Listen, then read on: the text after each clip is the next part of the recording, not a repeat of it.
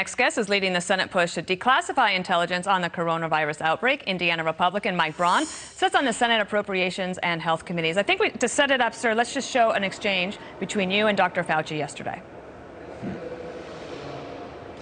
Since you believe in transparency, wouldn't you think that we should declassify all the information? The most likely scenario is that this was a natural occurrence, but no one knows that 100% for sure. Since no one absolutely knows that, I believe we do need the kind of investigation where there's open transparency. I'm not sure if it's my place to tell the President of the United States to declassify. You've been, and I think he'd respect your opinion as much as anyone. The White House. All right, so Senator, this is what I want to ask you. The intelligence, it could include sources and methods, right? I mean, that is also a possibility that they would have to consider.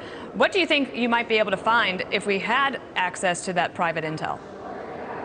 So, number one, something is afoot, because when you get Dr. Collins, Dr. Fauci, I went right after Senator Kennedy drilling in, and they did almost everything they could to avoid saying, yes, we need to declassify, but they knew they couldn't. So we'll not only, I think, find out and give us the trail to start down with information that we own.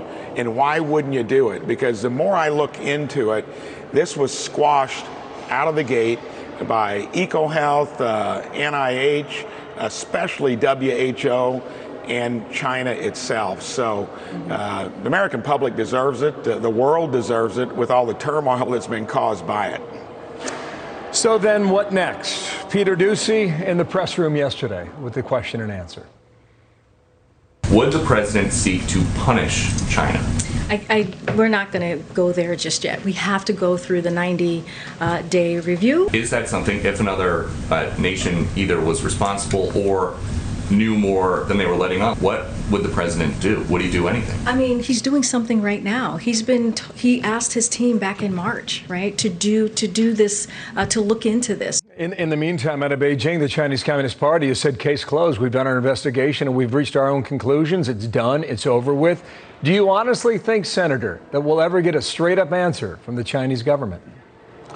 It depends on how compelling any of the information that's starting to float around the edges currently. It's complicated when you've tried to squash this from the beginning, and when Trump, Pompeo, and others wanted to pursue it. Tom Cotton was talking about this over a year ago. So there's a lot of political crow you'd have to eat to really be investigative in an aggressive way that I think will get to the bottom of it.